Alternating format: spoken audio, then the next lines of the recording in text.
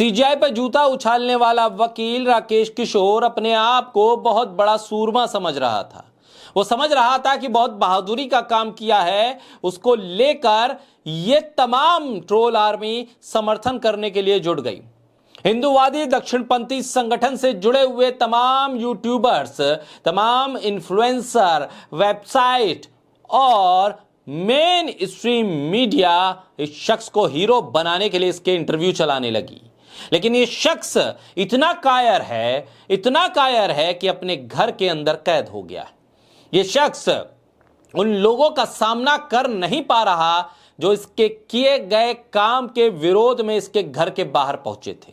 दरअसल ये पहुंचने वाले आम आदमी पार्टी के कार्यकर्ता बताए जा रहे थे, जो इस वकील के घर के बाहर खड़े हुए और ये बताने के लिए खड़े हुए कि तुमने जिस शख्स के ऊपर जूता उठाया वो सिर्फ इस देश का सीजीआई नहीं है, बल्कि इस देश में न्याय का सबसे बड़ा प्रतीक है। इस देश में वो संविधान के संरक्षण का सबसे बड़ा प्रतीक है। वो शख्स, वो कुर्सी, वो इमारत इस देश में संविधान पर विश्वास रखने वाले लोगों का सबसे बड़ा भरोसा है। और उस शख्स ने, उस वकील ने इस भरोसे पर जूता उछाला है। इस शख्स ने उस संविधान की आत्मा पर जूता उछाला है। इस शख्स ने न्याय की आत्मा पर जूता उछाला है। इस शख्स ने इस देश के अनगिनत बेसहारा, लाचार, कमजोर तबके के भरोसे को कुचलने की कोशिश की है, जो लोग संविधान के साथ, संविधान का संरक्षण करने वाली इस अदालत पर भरोसा करते हैं।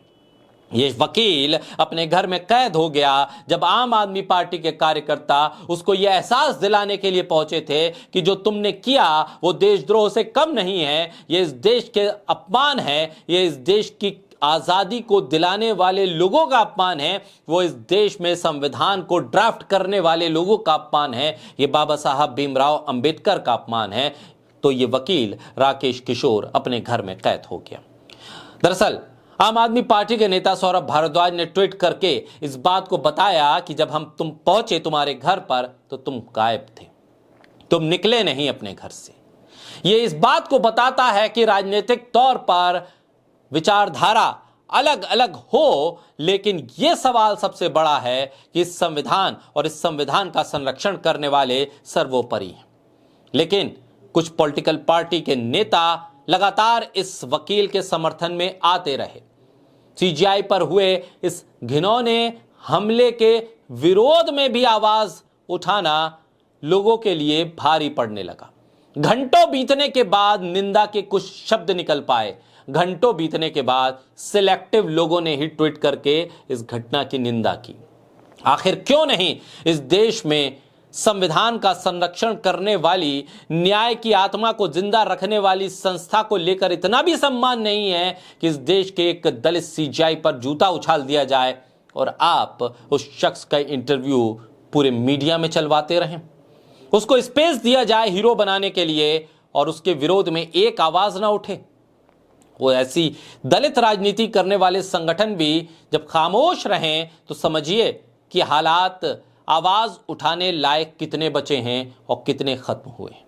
बहरहाल आम आदमी पार्टी के कार्यकर्ता इस वकील के घर के बाहर इकट्ठा हुए थे, नारेबाजी की कुछ देर और फिर यह एहसास दिलाकर वापस चले गए कि इस देश में अभी भी संविधान और संविधान का संरक्षण करने वाली संस्थाओं के सम्मान में खड़े होने वाले लोग अभी भी बाकी हैं। इस देश में न्याय की इमारत के भीतर बैठने वाली सबसे ऊंची कुर्सी पर सीजीआई की आत्मसम्मान, मान सम्मान को लेकर खड़े होने वाले लोग अभी भी इस देश में बाकी हैं। बहरहाल सीजीआई के सम्मान में इस देश के हर व्यक्ति की तरफ से इस वकील के कृत्य की भर्त्सना होनी चाहिए, निंदा होनी चाहिए। ये तमाम लोग जो आज इस वकील के समर्थन में ट्वीट कर रहे हैं या इसके समर्थन में बयान दे रहे हैं या इसके समर्थन में खामोश बैठे हैं, उन्हें सोचना चाहिए ये देश हमारा है, संविधान से चलेगा।